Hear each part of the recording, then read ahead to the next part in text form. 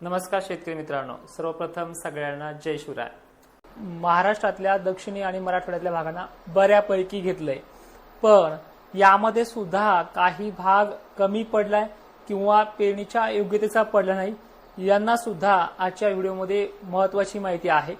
त्याचबरोबर धुळे जिल्हा, नंदुरबार, जळगाव आणि छत्रपती संभाजीनगरमध्ये आणि जालन्यामध्ये जे काही राहिलेले भाग आहेत यांना सुद्धा ह्या व्हिडिओमध्ये महत्त्वाची माहिती आहे। त्याचबरोबर नागपूर क्षेत्र आणि मराठवाड्यातल्या बरोबरच विदर्भाच्या भागांना कशी परिस्थिती असेल हे व्हिडिओच्या शेवटपर्यंत पहा।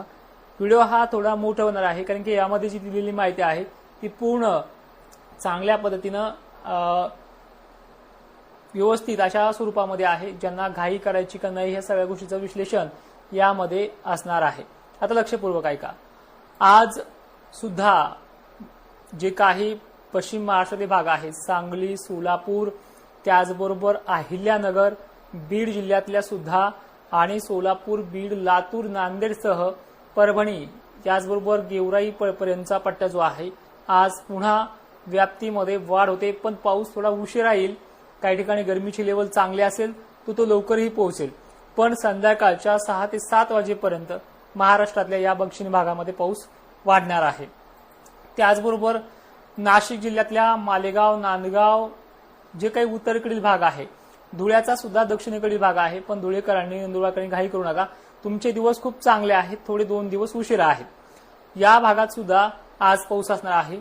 वैजापूर, कन्नड, सिल्लोड आणि भोकरदन, जाफराबाद, सोयगाव या भागात सुद्धा बऱ्याच ठिकाणी आज कालच्या भागात काल थोडा पाऊस झालाय, पण कालच्या पेक्षा जसा परवा दिवशी सुरुवात झाली होती 27 तारखेला त्या पद्धतीची सुरुवात आज इथे होणार आहे। बुलढाणा जिल्ह्यात सुद्धा भोकरदन, जाफराबाद बरोबरच बुलढाणा जिल्ह्यामध्ये जळगाव साईडकडनं येणारं वातावरण जे आहे ते मलकापूर साईडला देखील कल मारते आणि 30 तारखेपासून मलकापूर एमपी लगतचे भाग कव्हर करायला सुरुवात केली, पण आजही तिथे तो अपेक्षेपेक्षाही चांगला बदल आहे, पाऊस आहे। भाग सुरू शकतात एखादून आणि विशेषतः ही माहिती तुम्ही इतरही शेतकऱ्यांपर्यंत पोहोचण्याचं काम करा। 2 वर्षापासून या चॅनलवरती काम करतोय, तर ह्या चॅनलचे 100K सबस्क्रायबर पूर्ण करण्याचे मी आज वैयक्तिक तुम्हाला बोलतो आहे, ते आपल्याला करायचे आहेत। चिखली, खामगाव, मेहकर या भागांना आज पुन्हा पाऊस वाढणार आहे। वसमतला काल सोडलेल्या भागांना दमदार पाणी झालंय, बऱ्यापैकी ओल झाली काही ठिकाणी, तिथे सुद्धा आज पाणी वाढणार आहे। आता मी पश्चिम महाराष्ट्र खानदेशकडे बोलतोय, पण सगळे लक्षपूर्वक ऐका। त्यानंतर अकोल्यामध्ये सुद्धा आजचा हा पावसाचा कल आहे, ज्यामध्ये थोडीफार मेघगर्जना वाशिम जिल्ह्यामध्ये, मेहकरमध्ये, रिसोडमध्ये, एकंदरीत विदर्भाच्या ह्या 4-5 जिल्ह्यांमध्ये वाढणार आहे। अकोला, अमरावतीची परिस्थिती ही मध्यरात्री 10 ते 11 वाजेपर्यंत सुद्धा इथे व्यवस्थित स्वरूपामध्ये पडणार आहे। त्यामध्ये हिंगणघाट, वर्धा, चंद्रपूर, यवतमाळचा समावेश आहे। पाऊस हा कुठल्याही क्षणी इथे प्रभाव टाकू शकतो, गरमीची लेवल वाढताना स्पष्ट दिसते। मात्र आज अंबड पश्चिम बाजू, गंगापूर, पैठण इथे देखील जोर वाढणार आहे। काही गाव सुटले तर काळजी करू नका, कालच्या तुलनेमध्ये ते भर जास्त आहे, तिथे सुद्धा अंबड पट्ट्यांना आहे। त्यानंतर बीड, वडवणी, केज आज दुपारी किंवा संध्याकाळपर्यंत दाखल होईल, ही आजच्या जिल्ह्याची परिस्थिती आहे। नाशिककरांना सुद्धा पुढील 2 दिवसामध्ये दिलासा वाढणार आहे। आता धुळ्याच्या बाबतीत सांगायचं झालं तर धुळेकरांनी कमीत कमी 1 जुलैपर्यंत म्हणजे उद्या आणि परवा पेरणीची घाई करू नका। तुमचे 2 तारखेपासून तुमचे जे काही भागामध्ये सध्या दुष्काळी परिस्थिती आहे त्यामध्ये पूर्ण चेंज दिसेल। जसं तुम्हाला मी काल म्हटलंय की दक्षिण महाराष्ट्राला, मराठवाड्याला बदल दिसेल आणि तिथे पाऊस सुद्धा झालाय, काही ठिकाणी पावदी पण झालाय, पण चांगला जो बदल आहे अपेक्षापेक्षाही खूप चांगला। गेल्या वर्षी सुद्धा तुम्हाला थोडं तरसवलं होतं, पेरणी केली, उघडला, तुम्हाला तरसवणार नाही। धुळे, नंदुरबार आणि जळगावच्या जिल्ह्यांना ही परिस्थिती 2 तारखेपासून सुरू होते। हे बघा, अंदाज आहे, कदाचित 1ला पण सुरू होईल किंवा 3ला होईल, पण होईल मात्र नक्की आहे। ही माहिती शेतकऱ्यांपर्यंत पोहोचवा आणि घाई करू नका। सगळ्यात महत्वाचे अजून एक सांगतो की बऱ्याच शेतकऱ्यांना माझे अंदाज आवडतात, पण ते लाईकच्या माध्यमातून कळतं की 2000 शेतकऱ्यांना ते आवडतात। तर तुम्हाला माझे अंदाज आवडत असतील तर लाईक करा, कारण की बऱ्याच शेतकऱ्यांपर्यंत मेसेज पोहोचतो। त्याचबरोबर भोकरदन, जाफराबादमध्ये काही खडकी, हसनाबाद या भागांना थोडाच पाणी झालाय, 4 बोट ओल गेली। बघा, आवर्षणग्रस्त भागांची नावे जे आपण घेतोय वारंवार, आता इथे आसनगाव, जाम समर्थ परिसर, त्याचबरोबर घनसावंगीतले बोडखा परिसर, इथे पण या भागांची यादी झाली आहे. परतूरमध्ये सुद्धा अशी गाव आहेत. ह्या गावाच्या आजूबाजूला मुद्दामून पाऊस जास्त पडेल, कमी बी नाही, जास्त पडेल, पण यांना घेत नाही. तर या भागांना अवर्षणग्रस्त भाग म्हणतात. यामध्ये हवामान तज्ज्ञांचा दोष नसतो. या भागांना कृत्रिम पावसाचा प्रयोग करावा लागेल, त्याशिवाय ही प्रणाली विकसित होणार नाहीये. अन्यथा आपल्या भागांमध्ये अजूनही आज वाट बघा, उद्या पण वाट बघा, 2 तारखेचा जो काही पाऊस येणार आहे त्यामध्ये तिथे स्थिती सुधारू शकते. पण आज आणि उद्या प्रयोगासाठी वातावरण पोषक आहे. नंतर 2-3 तारखेनंतर नाही, मान्सूनचे वारे जोराने सुटणार आहेत. त्यामध्ये बारीक थेंब, सूक्ष्म थेंब, पाऊस आभाळ खूप राहील, पण थेंब दिवसभर पडत राहतील, पेरणी योग्य नाहीये. आणि ह्या आजच्या तारखेला 29-30ला, 1ही तारखेला इथे पावसाचा जोर वाढेल, पण परिस्थिती आवर्षण प्रणालीची गॅरंटी घेता येत नाही. हे तुम्हाला मी वारंवार सांगत असतो व्हिडिओच्या माध्यमातून. आणि एकालाही महाराष्ट्रामध्ये धुरळ पेरणी किंवा पेरणीचा सल्ला दिला नाही. त्यामुळे बियाणं खराब झालंय, अमुक झाल्याचा प्रश्न माझ्याकडे मांडूच नका. मी तुम्हाला वारंवार सांगितलं, आपल्याकडनं एकालाही पेरणीचा सल्ला दिला नाहीये.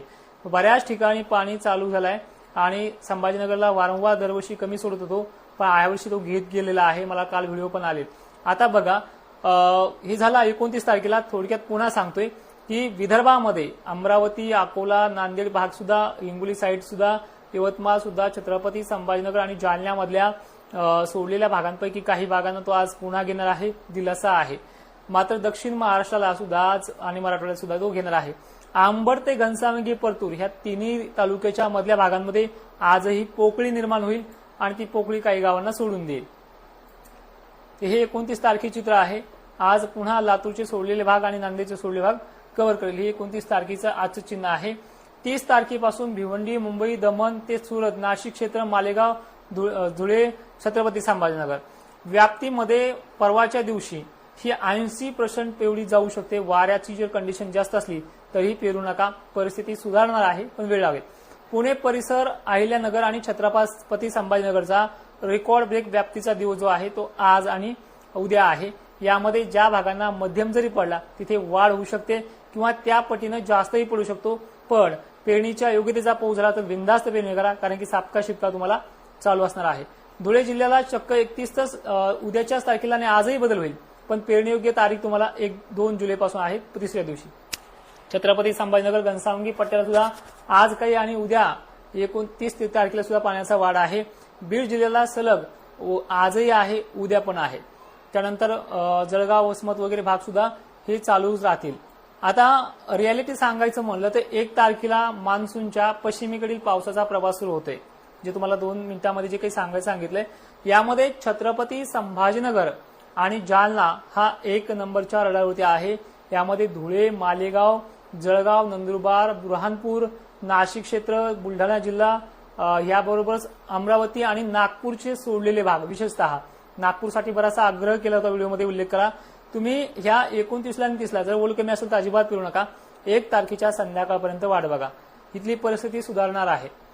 जालन्याची परिस्थिती जी काही बोडखा आहे, जामसमर्थ परिसर आहे, परतूर आहे, याच तारखेला 1 पर्यंत सुधारेल. म्हणजे उद्याची आजच्या आशा सांगत नाही, हे बायचान्स पडणाऱ्या गोष्टी आहेत जे आज आणि उद्या येईल. यामध्ये वाढ तर आहेच, पण काय होतंय, तुमच्या बाजूला पडतंय, आवर्षणग्रस्त भाग घेईल की नाहीची गॅरंटी नाहीये, पण याच्यामध्ये वाढ खूप चांगल्या पद्धतीने होते.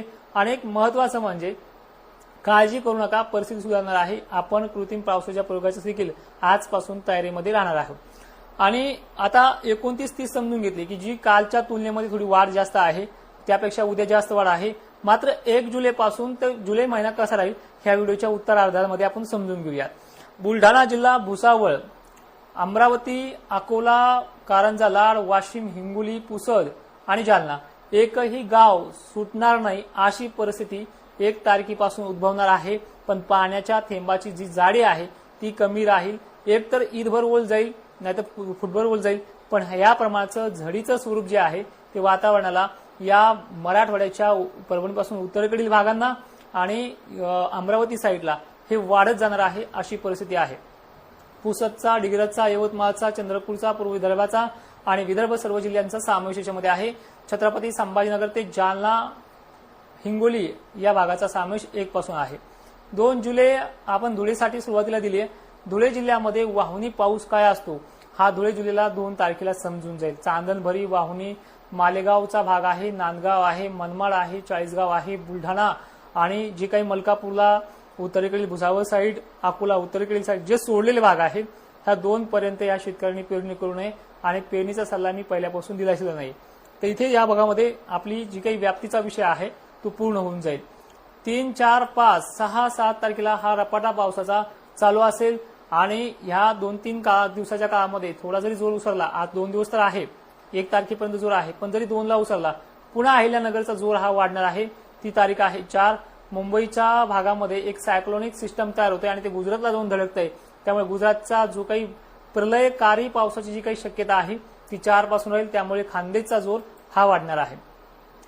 5, 6, 7 ते 8 जुलै दरम्यान मान्सूनचा पाऊस हा जडी स्वरूपात, मध्यम स्वरूपात, पण इकडे नाशिक क्षेत्राच्या त्र्यंबकेश्वर तरी उत्तरेकडील भागांना, धुळ्यांना जोर हा कायम राहील आणि एकंदरीत महाराष्ट्रामध्ये 12 जुलैपर्यंत मोठा खंड नाहीये आणि त्याचबरोबर ह्या जुलै महिन्यामध्ये मोठा खंड राहणार नाहीये अशी परिस्थिती आहे. चक्रीवादळ कमीत कमी 3 ते 4 तारखेला सक्रिय होते.